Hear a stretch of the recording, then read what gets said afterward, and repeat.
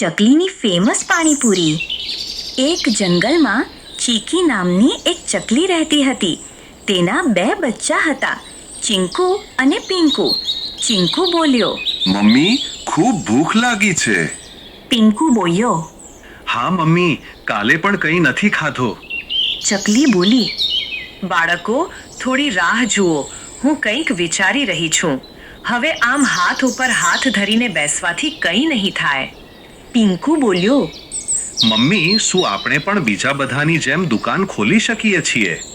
ચકલી બોલી, હું પણ એ જ વિચારું છું કે પાણીપુરીની દુકાન ખોલી નાખું.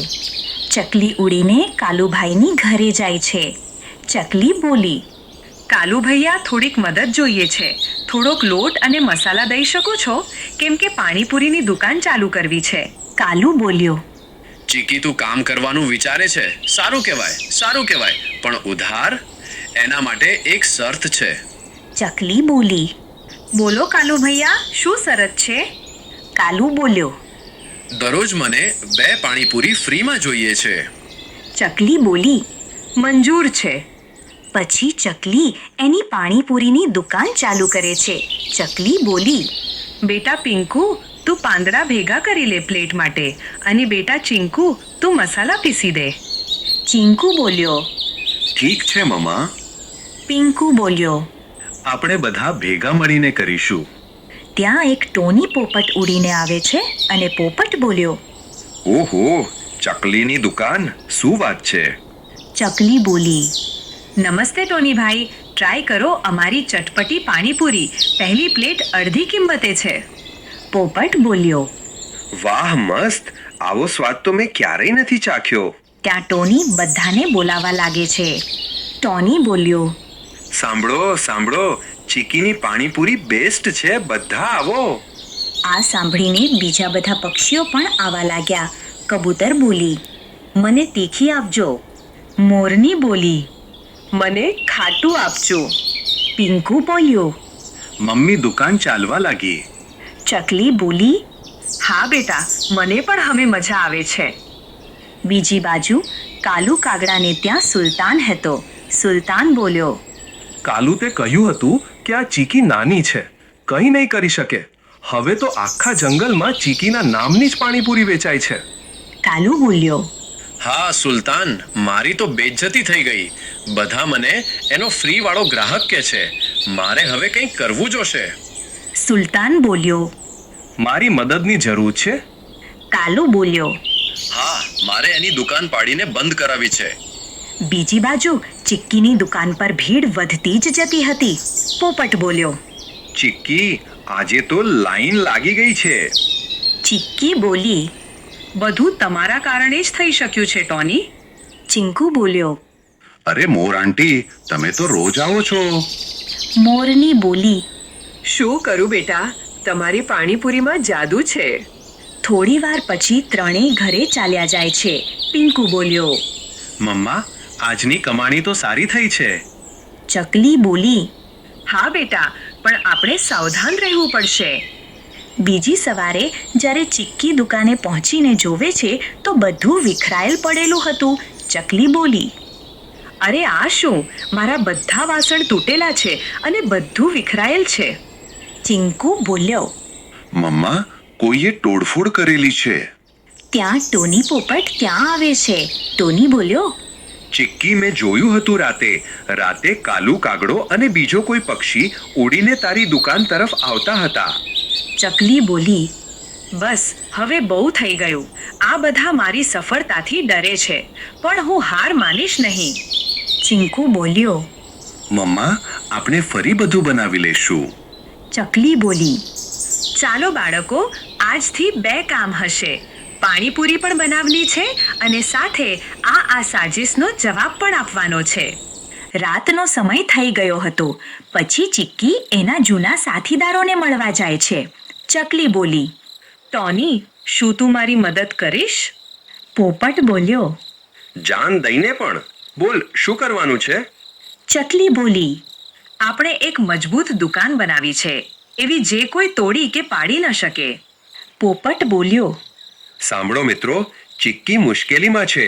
એની દુકાન તોડી નાખી છે કોઈએ. ચાલો મળીને એમની મદદ કરીએ. કબૂતર બોલી, હું તો ચિક્કીની પાણીપુરીની ફેન છું. હું જરૂર મદદ કરીશ. સવારે બધા મળીને એક નવી મજબૂત અને મોટી પાણીપુરીની દુકાન બનાવે છે. પિંકુ બોલ્યો. મમ્મા, આ તો પહેલા કરતા પણ મોટી છે. ચકલી બોલી. હવે આને કોઈ નહીં પાડી શકે. બીજી બાજુ કાલુ અને સુલતાન ફરી મળે છે. સુલતાન બોલ્યો. શું ચકલીએ ફરી દુકાન ખોલી છે? કાલુ બોલ્યો. હા, અને આ વખતે તો પહેલા કરતા પણ મોટી છે. સુલતાન બોલ્યો. હવે સીધી લડાઈ થશે. હું ખુદ જઈશ. બીજુ બાજુ ચિક્કી અને ટોની વાત કરતા હતા. ચકલી બોલી. ટોની, મને શક છે કે આજે રાત્રે ફરી એટેક થશે, એટલે આપણે ધ્યાન રાખવું પડશે. ટોની બોલ્યો. ઠીક છે, તો હું મોરની અને કબૂતરને પણ બોલાવી લઉં છું. આપણે ધ્યાન રાખશું. રાતનો સમય થઈ ગયો હતો. બધા ધ્યાન રાખીને બેઠા હતા. ત્યાં અચાનક એક પડછાઈ દુકાન તરફ આવતી હતી. કબૂતર બોલી. તો આ છે જો ઉડતો ઉડતો દુકાન તરફ આવે છે. પોપટ બોલ્યું. આ જ સાચો મોકો છે. કબૂતર અને ટોની ઉડે છે અને એ પડછાઈને ઘેરી લે છે. એ બીજું કોઈ નહીં, સુલતાન છે. સુલતાન બોલ્યો. હટ્ટો મારા રસ્તામાંથી. ટોની બોલ્યું. હવે નહીં સુલતાન, ચિક્કી એકલી નથી હવે. સુલતાન બોલ્યો. તમે 3 મને રોકવા નીકળ્યા છો? મને? મોરની બોલી. જંગલમાં કાયદો છે સુલતાન. ડરનો નહીં પણ મહેનતનું રાજ ચાલશે. કબૂતર બોલી.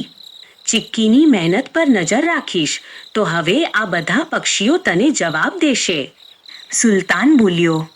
કાલુ, આ તો તારી ચાલ ઉલટી પડી ગઈ. કાલુ સંતાઈને જોતો હતો. પોપટ બોલ્યો. ચિક્કી, તું કે હવે આનું શું કરવું છે? ચકલી બોલી. જંગલમાં ડર ફેલાવાની તારી કહાની હવે પૂરી. કાં તો માફી માંગ અને કાં તો પાછો જા, અને ફરી પાછો ક્યારે ન આવતો. સુલતાન બોલ્યો. હું માફી માંગુ છું. મેં ખોટું કર્યું છે અને ક્યારેય ફરી નહીં આવું. સુલતાન ઉડીને વહી જાય છે. પણ હાજી કાલુ કાગડાની ચાલ તો બાકી હતી. પિંકુ બોલ્યો. મમ્મા, જીતી ગયા આપણે. ચિંકુ બોલ્યો. હવે કોઈ નહીં નરે. ટોની બોલ્યો. ચિક્કી તે બધાને રસ્તો બતાવ્યો છે. હવે તારું નામ જંગલના ઇતિહાસમાં લખાશે. મોરની બોલી.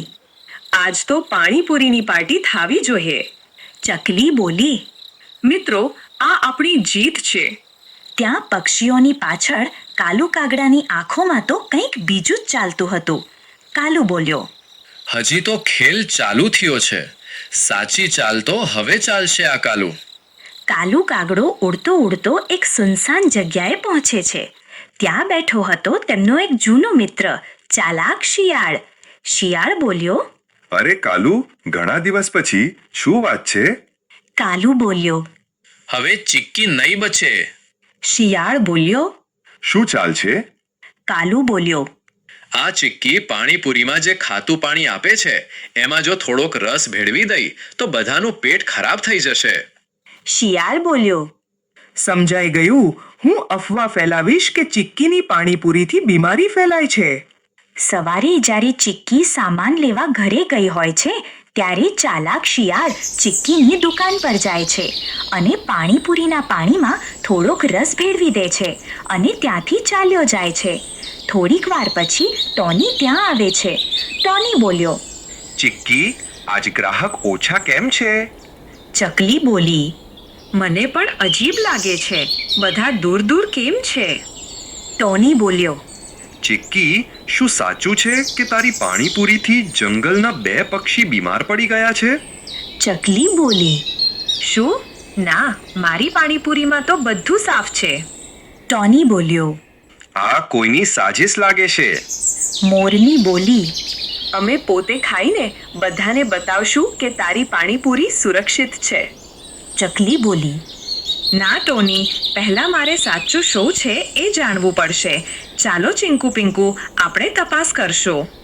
ચિક્કી અને તેના બચ્ચા દુકાનનું પાણી તપાસે છે ત્યારે પાણીપુરીમાંથી અજીબ વાસ તેને આવી.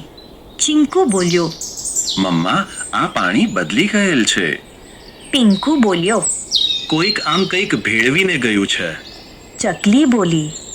એટલે હજી પણ કોઈક સાજીશ કરે છે. રાતના સમયે જ્યારે ચીક્કી ઝાડ પાસે જાય છે તો એને પગના નિશાન મળે છે. ચકલી બોલી.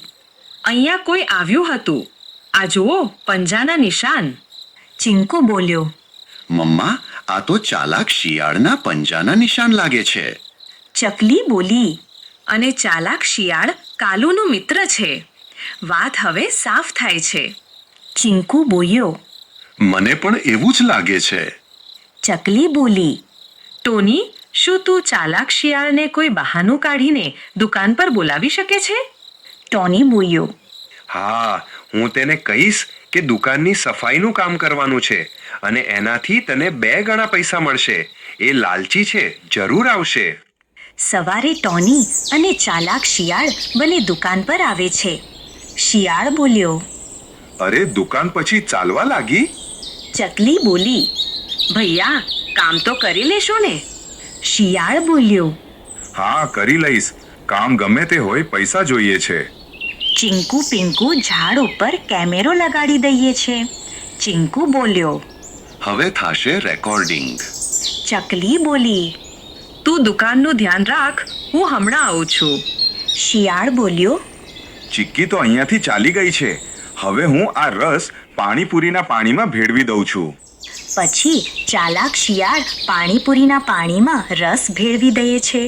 ત્યાં ચીક્કી ત્યાં આવી જાય છે. ચકલી બોલી. બહુ થઈ ગયું હવે ચાલાક શિયાળ. શિયાળ બોલ્યો. શું થયું ચિક્કી? ટોની બોલ્યો. તે જે કર્યું છે એ બધું કેમેરામાં રેકોર્ડ થઈ ગયું છે. ચીંકુ બોલ્યો. સબૂત અમારી પાસે છે. પિંકુ બોલ્યો. હવે તો તું અને કાલુ બચી નહીં શકો. શિયાળ બોલ્યો. માફ કરી દ્યો, કાલુએ કીધું હતું. હું તો બસ.